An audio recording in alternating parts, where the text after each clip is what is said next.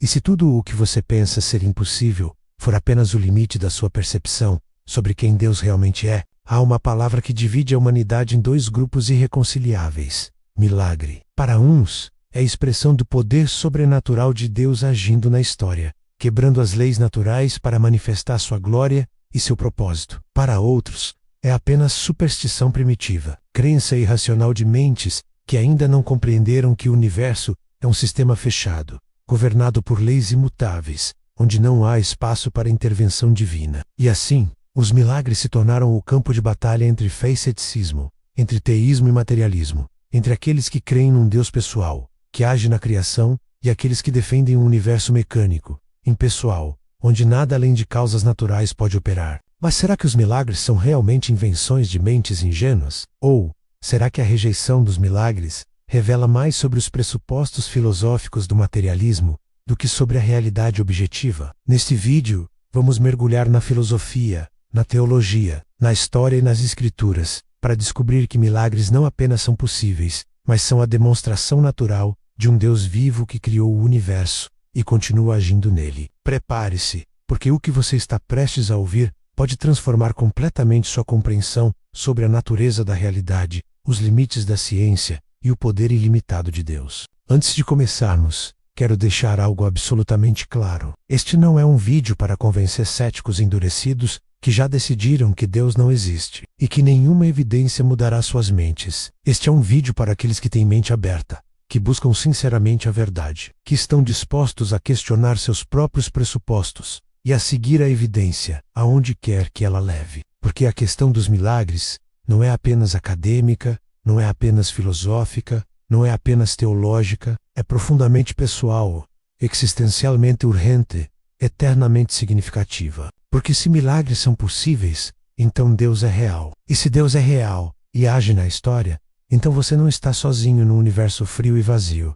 Sua vida tem propósito divino. Suas orações têm destino celestial. Suas circunstâncias não são regidas apenas por leis naturais cegas, mas podem ser transformadas pela intervenção amorosa de um Pai que te conhece pelo nome. E a esperança não é ilusão filosófica, é certeza fundamentada na natureza de um Deus que pode fazer o impossível. Vivemos numa era dominada pelo materialismo filosófico, a crença de que tudo o que existe é matéria e energia, operando segundo leis naturais imutáveis, e que todo fenômeno no universo pode ser completamente explicado por causas puramente naturais, sem necessidade de qualquer intervenção externa ou sobrenatural. Nessa visão de mundo, o universo é um sistema rigidamente fechado, um mecanismo autossuficiente que funciona como um relógio cósmico gigante, onde cada efeito tem uma causa natural precedente, e onde não há espaço, possibilidade ou necessidade de ação divina. E se o universo é um sistema completamente fechado às influências sobrenaturais, então milagres são impossíveis por definição,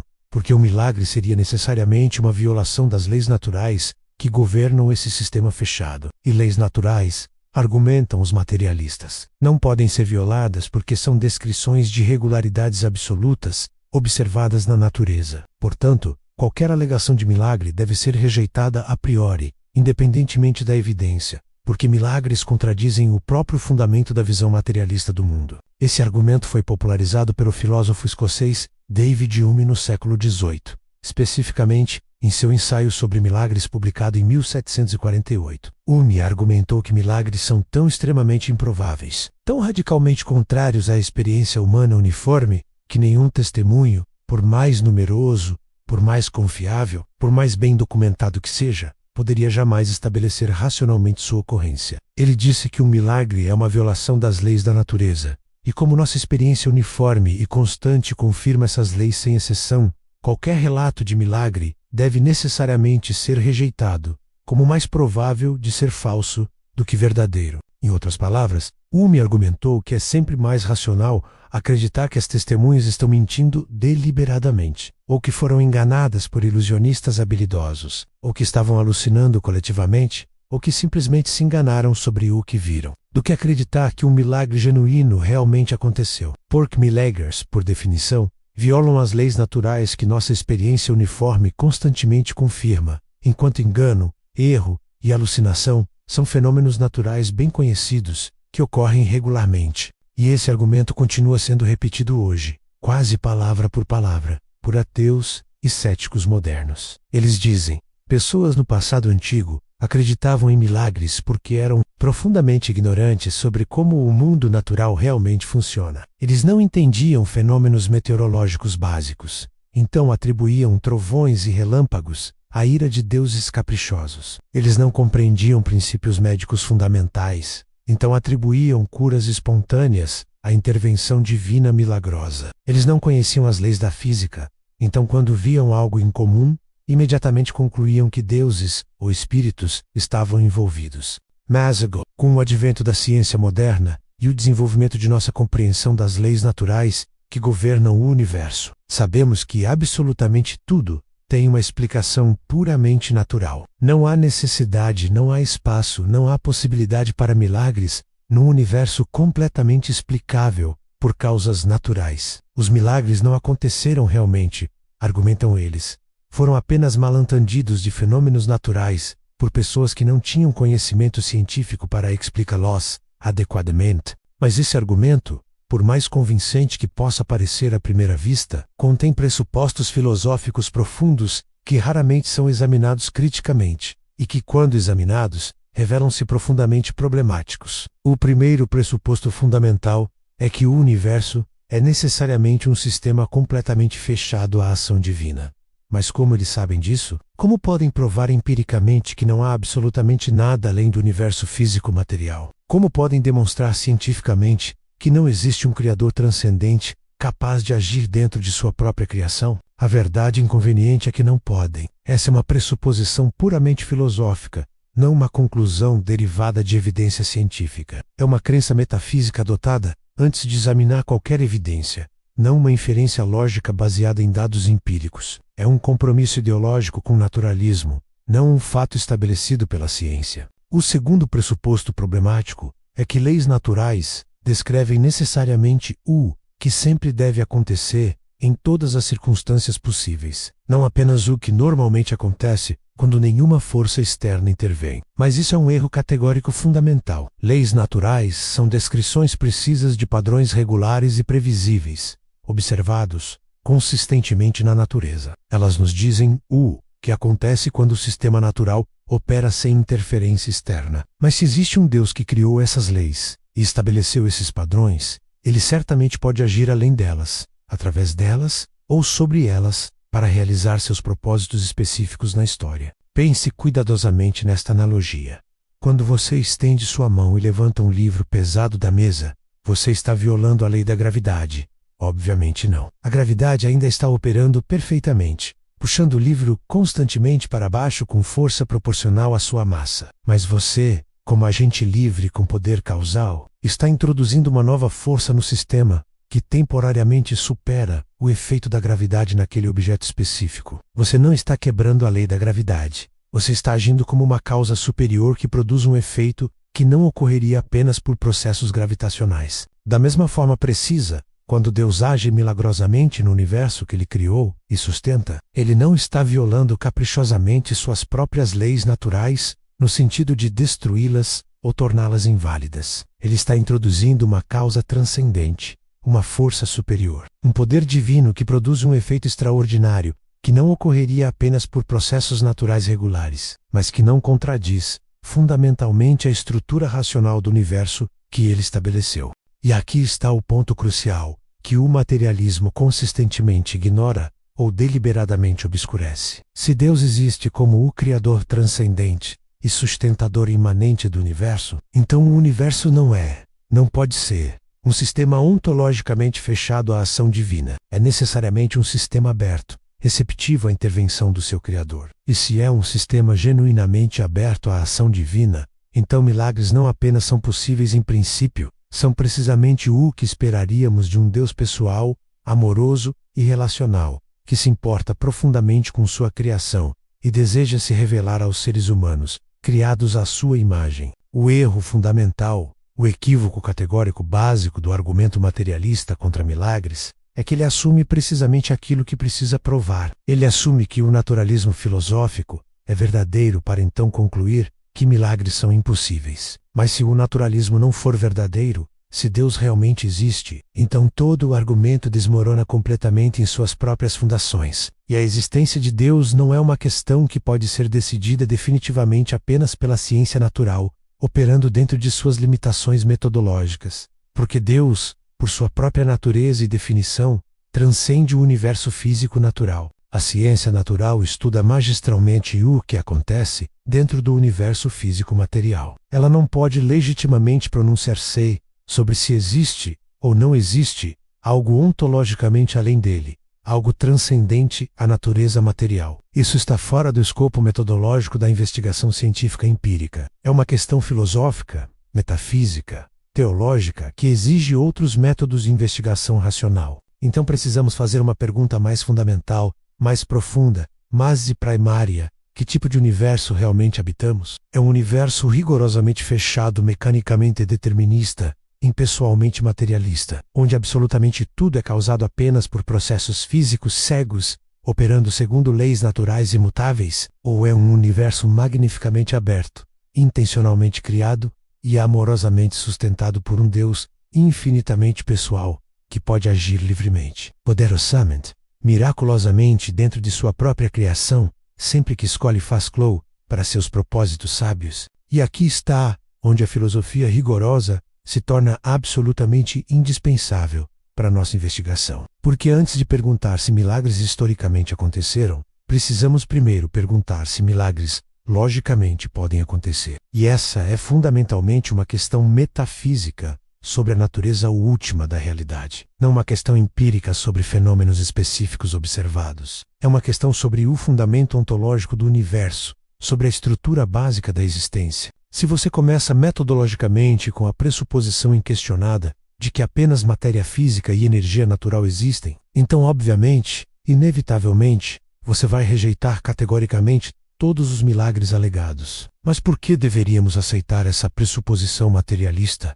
como autoevidente ou necessariamente verdadeira? O materialismo filosófico não é empiricamente autoevidente quando examinamos a realidade cuidadosamente. Não é provado conclusivamente pela ciência natural, que apenas estuda o domínio material. É uma escolha filosófica controversa, uma decisão metafísica contestável e uma escolha que enfrenta sérios, talvez insuperáveis, problemas quando examinada criticamente. Primeiro, o materialismo filosófico não consegue explicar satisfatoriamente a origem absoluta do universo físico. Se tudo o que existe fundamentalmente é matéria física e energia natural, operando segundo leis naturais, de onde vieram originalmente a matéria, a energia e as próprias leis naturais? O universo físico teve um começo absoluto no tempo finito. Isso é consenso científico estabelecido pela cosmologia moderna. A teoria do Big Bang, confirmada por múltiplas linhas convergentes de evidência empírica, demonstra conclusivamente que o universo não é eternamente passado.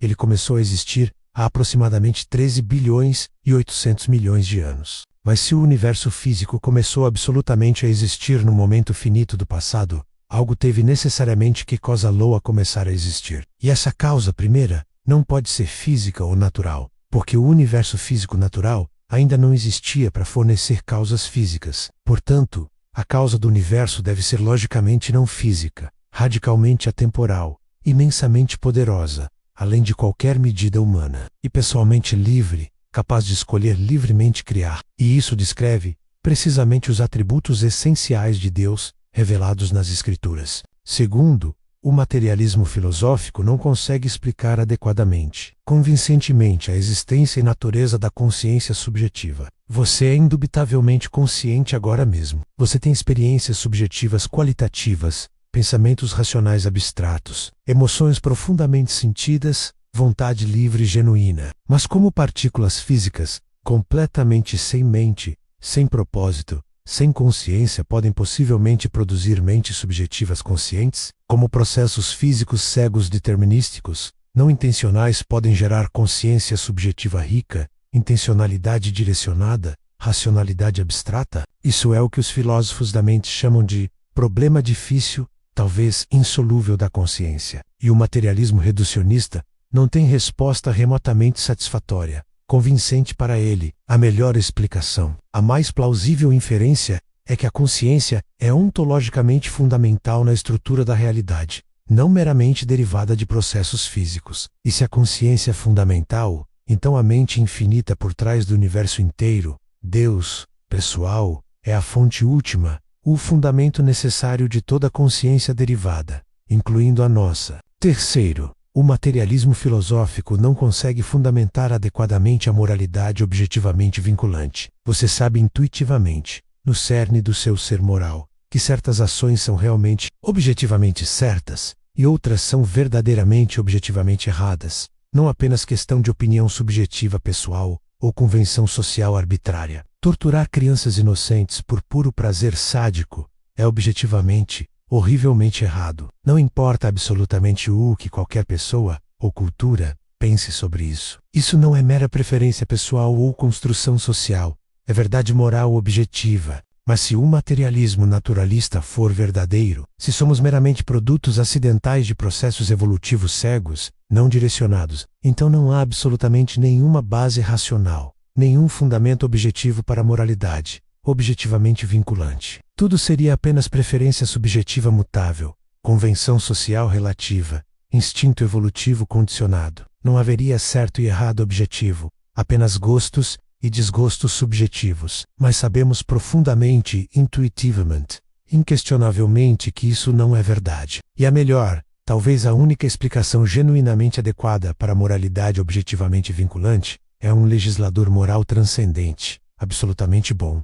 Deus Santo que fundamenta os valores e deveres morais objetivos na sua própria natureza, perfeitamente boa. Então, quando examinamos meticulosamente a realidade última, quando investigamos cuidadosamente a origem do universo físico, quando refletimos profundamente sobre a natureza da consciência subjetiva, quando consideramos seriamente o fundamento da moralidade objetiva, chegamos racionalmente à conclusão de que o teísmo filosófico é significativamente mais plausível, explanatoriamente mais poderoso, do que o materialismo naturalista. E se o teísmo é verdadeiro, se Deus realmente existe como criador e sustentador, então o universo é fundamentalmente aberto à ação divina, sobrenatural. E se o universo é genuinamente aberto, então milagres são não apenas teoricamente possíveis, mas praticamente esperados. E não apenas esperados em princípio abstrato, mas racionalmente antecipados na prática concreta. Porque se Deus é genuinamente pessoal, como as Escrituras revelam, se Ele se importa profundamente com sua criação como a Bíblia declara, se Ele deseja ardentemente se revelar à humanidade,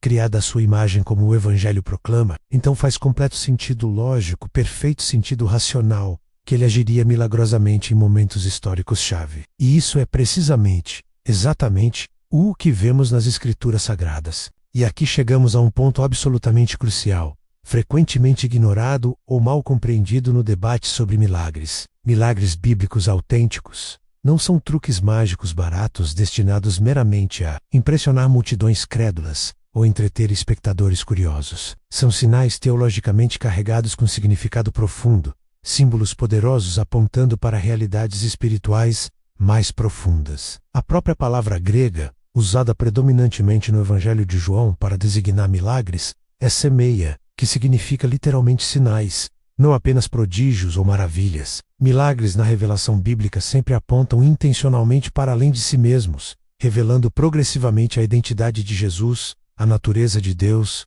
o reino que está vindo, a realidade da redenção prometida. Considere cuidadosamente o primeiro milagre registrado de Jesus. Quando Jesus transforma aproximadamente 500 a 700 litros de água cerimonial em vinho de qualidade excepcional em Caná da Galileia. Registrado detalhadamente em João 2, versículos 1 a 11, ele não está simplesmente resolvendo convenientemente um problema social embaraçoso num casamento local. Ele está revelando profeticamente que é o Messias prometido que traz alegria abundante e transbordante, que transforma miraculosamente o comum em extraordinário, que inaugura definitivamente a nova aliança simbolizada ricamente pelo vinho novo. João 2, versículo 11, declara explicitamente: Jesus principiou assim os seus sinais em Caná da Galileia e manifestou a sua glória, e os seus discípulos creram nele.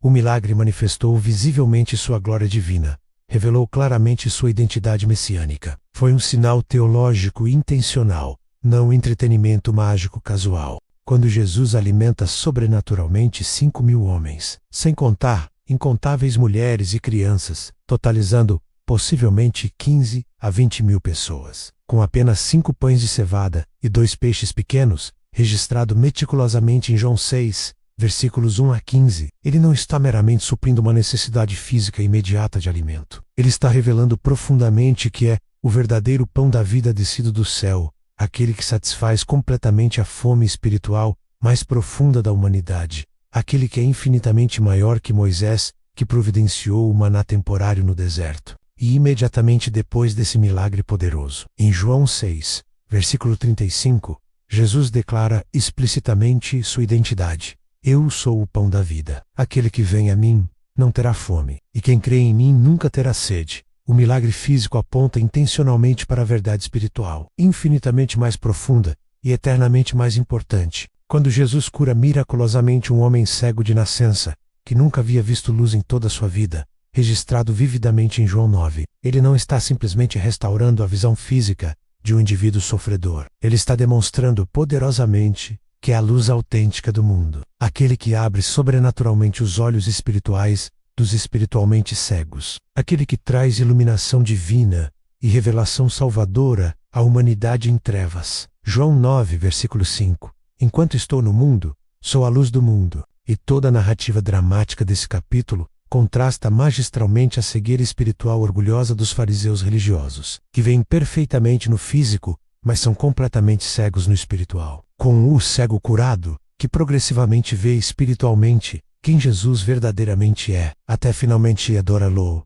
como Senhor divino. Quando Jesus ressuscita dramaticamente Lázaro, em João 11, depois de 4 dias completos no túmulo quando a decomposição já havia começado segundo crença judaica, ele não está apenas demonstrando poder impressionante sobre a morte biológica. Ele está revelando categoricamente que é pessoalmente a ressurreição e a vida encarnadas, aquele que vencerá definitivamente a morte através de sua própria ressurreição vindoura, aquele que dá generosamente vida eterna, indestrutível, a absolutamente todos que creem genuinamente nele. João 11, versículos 25 e 26. Disse-lhe Jesus: Eu sou a ressurreição e a vida. Quem crê em mim, ainda que esteja morto, viverá. E todo aquele que vive e crê em mim, nunca morrerá. Crês tu isto? E esse milagre extraordinário prenuncia, intencionalmente, aponta profeticamente para a sua própria ressurreição corporal vindoura, que é o fundamento inabalável,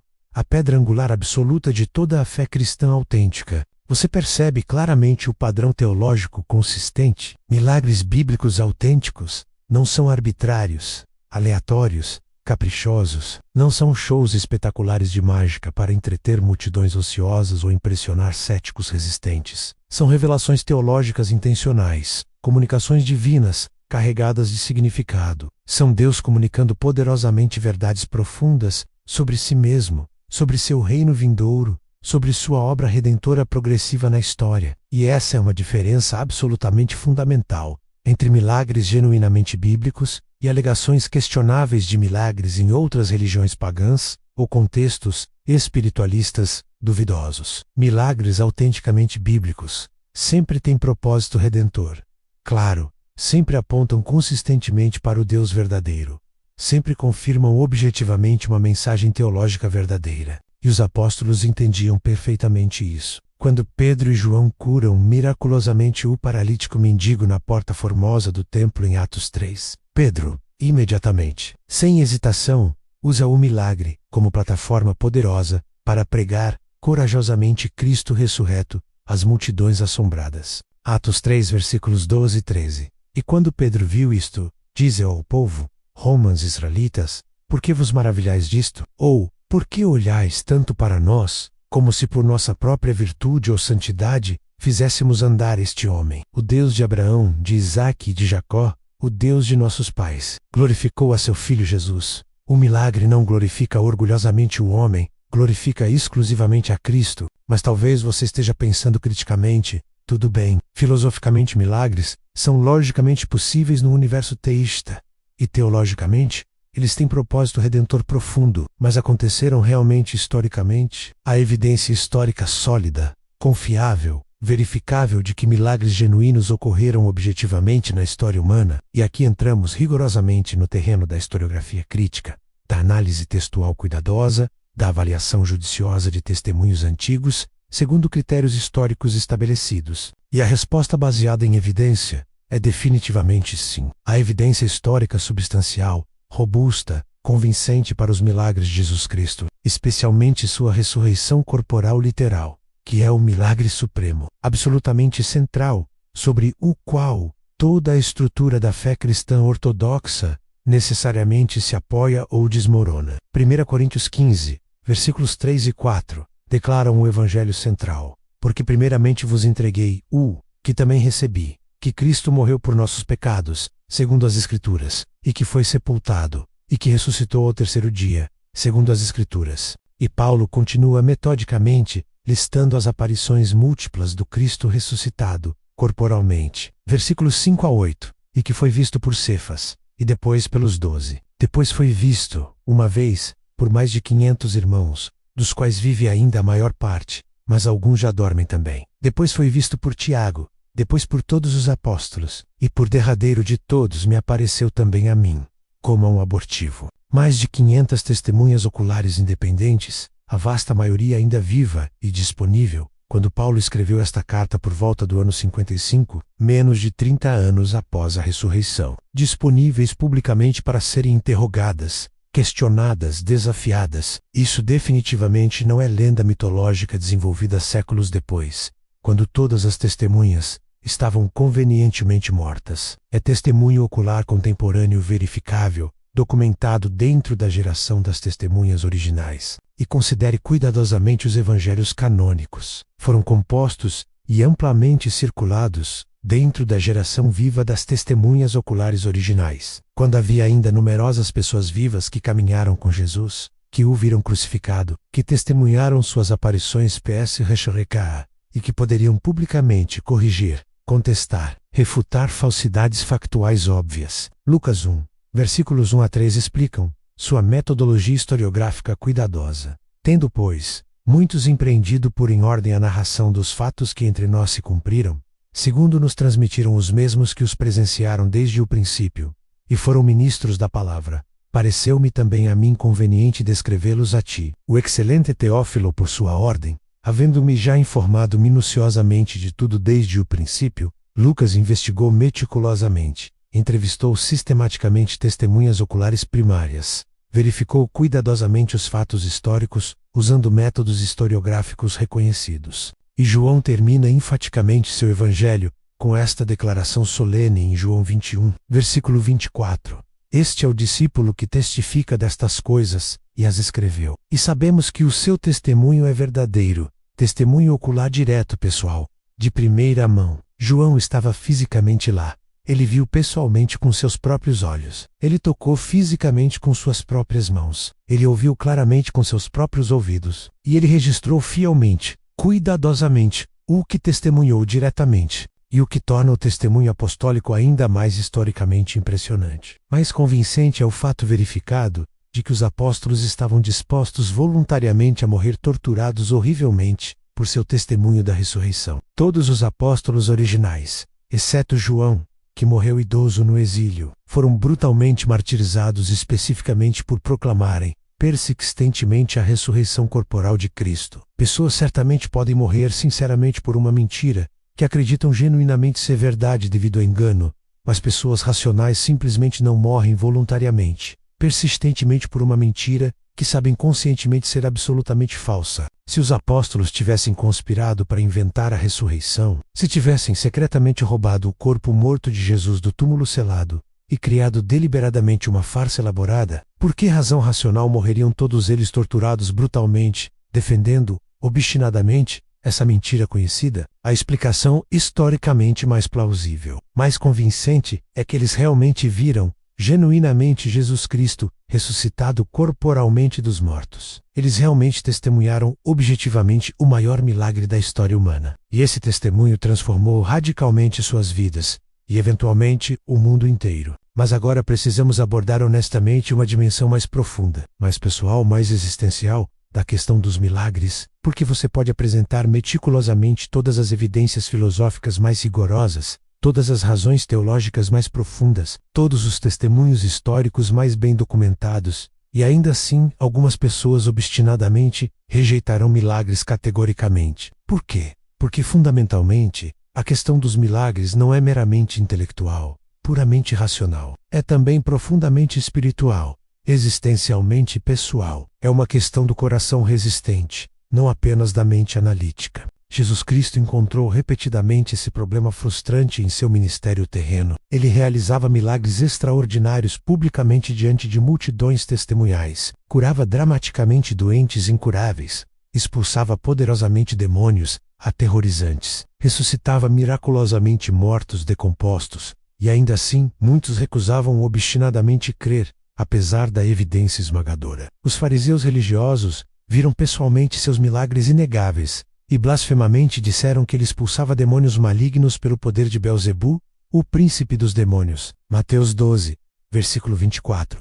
Mas os fariseus, ouvindo isto, disseram: Este não expulsa os demônios, senão por Belzebu, príncipe dos demônios. Eles deliberadamente preferiram atribuir perversamente os milagres ao próprio diabo, a reconhecer humildemente que Jesus era o Messias prometido de Deus. E quando lhe pediram arrogantemente um sinal espetacular do céu como prova adicional, apesar dos inúmeros milagres já testemunhados, Jesus respondeu: Uma geração má e adúltera pede um sinal. Porém, não se lhe dará outro sinal, senão o do profeta Jonas. Mateus 12, versículo 39. O sinal de Jonas era simbolicamente a ressurreição vindoura. Jesus estava declarando: Vocês já viram amplamente sinais suficientes, evidência abundante. O problema fundamental não é falta de evidência objetiva disponível, é falta obstinada de vontade de crer, humildemente. Mas se você tem fé genuína, ainda que pequena como um minúsculo grão de mostarda, você pode experimentar o poder milagroso transformador de Deus. E aqui está algo absolutamente maravilhoso sobre o caráter de Deus. Ele não exige arrogantemente que você tenha fé perfeita, inabalável, antes de experimentar graciosamente seu poder sobrenatural. Ele honra misericordiosamente até mesmo a fé fraca, vacilante, lutadora. Lembra compassivamente do pai desesperado do menino gravemente endemoniado? Em Marcos 9, Jesus disse confiantemente que tudo é possível ao que crê. E o pai, angustiado, com lágrimas sinceras rolando pelo rosto, clamou honestamente: Eu creio, Senhor, ajuda a minha incredulidade. Marcos 9, versículo 24. E Jesus misericordiosamente curou o menino imediatamente. Deus graciosamente não requer fé perfeita, impossível. Ele requer fé sincera, genuína, ainda que pequena, lutadora, imperfeita. E agora, chegando solene e reverentemente ao final desta jornada investigativa profunda, precisamos confrontar corajosamente a implicação mais importante, mais transformadora de absolutamente tudo o que discutimos cuidadosamente. Se milagres são genuinamente possíveis, se Deus realmente age poderosamente na história humana, então você vive existencialmente num universo radicalmente, fundamentalmente diferente daquele que o materialismo filosófico friamente propõe. Você não vive solitariamente num cosmos frio, mecanicamente determinista e impessoalmente indiferente, onde você é apenas um acidente cósmico insignificante, sem propósito transcendente ou destino eterno. Você vive magnificamente num universo intencionalmente criado por um Deus infinitamente pessoal, que te conhece intimamente pelo nome, que te ama incondicionalmente, apesar do pecado, que age poderosamente em sua vida individual, que ouve atentamente suas orações sinceras, que pode intervir miraculosamente em suas circunstâncias impossíveis. E essa compreensão transforma absolutamente tudo sobre como você vive. Romanos 8, versículos 31 e 32. Que diremos, pois, a estas coisas? Se Deus é por nós, quem será contra nós? Aquele que nem mesmo a seu próprio filho poupou, antes o entregou por todos nós, como nos não dará também com ele todas as coisas? Se Deus realizou o maior milagre inconcebível, entregar sacrificialmente seu único filho amado para morrer cruelmente pelos nossos pecados horríveis e ressuscitá-lo triunfantemente em glória imortal, ele certamente pode realizar graciosamente qualquer outro milagre específico que precisemos desesperadamente. E agora, meu amigo precioso, minha amiga amada, preciso fazer um convite urgente. Pessoal, se este vídeo tocou profundamente seu coração, se abriu amplamente seus olhos para a possibilidade gloriosamente real de um Deus que age poderosamente, que intervém miraculosamente, que faz o absolutamente impossível, Não deixe negligentemente esse momento transformador passar sem resposta intencional. Deixe um comentário honesto abaixo, compartilhando autenticamente sua experiência pessoal. Você já presenciou pessoalmente, testemunhou diretamente um milagre genuíno de Deus? Conte corajosamente sua história inspiradora nos comentários, porque seu testemunho fiel pode ser, precisamente, exatamente, o que alguém desesperadamente precisa ouvir hoje, para começar finalmente a crer salvadoramente. Compartilhe amplamente este vídeo com alguém específico que precisa urgentemente ouvir essa mensagem transformadora de esperança. Compartilhe com aquele amigo cético inteligente que diz, confidentemente, que milagres são cientificamente impossíveis. Compartilhe com aquele familiar querido que perdeu tragicamente a fé. Compartilhe com aquela pessoa desesperada que está precisando desesperadamente de um milagre impossível hoje. E se você nunca entregou genuinamente sua vida completamente a Cristo, se você nunca experimentou pessoalmente o milagre supremo do novo nascimento espiritual, hoje é providencialmente o dia da sua salvação eterna. Arrependa-se sinceramente dos seus pecados. Confesse corajosamente Jesus como Senhor absoluto. Creia firmemente que Deus o ressuscitou triunfantemente dentre os mortos, e você será eternamente salvo. Romanos 10, versículo 9. Escreva corajosamente nos comentários: eu creio em Jesus Cristo. Eu preciso de um milagre impossível. Eu entrego completamente minha vida a Cristo hoje. Declare publicamente sua fé salvadora, que o Senhor Jesus Cristo, que andou sobrenaturalmente sobre as águas tempestuosas, que acalmou instantaneamente a tempestade furiosa, que multiplicou miraculosamente pães e peixes, que curou completamente enfermos incuráveis, que ressuscitou poderosamente mortos decompostos, que venceu definitivamente a morte cruel e ressuscitou gloriosamente em vida eterna. Esse mesmo Jesus faça milagres impossíveis em sua vida hoje. MMI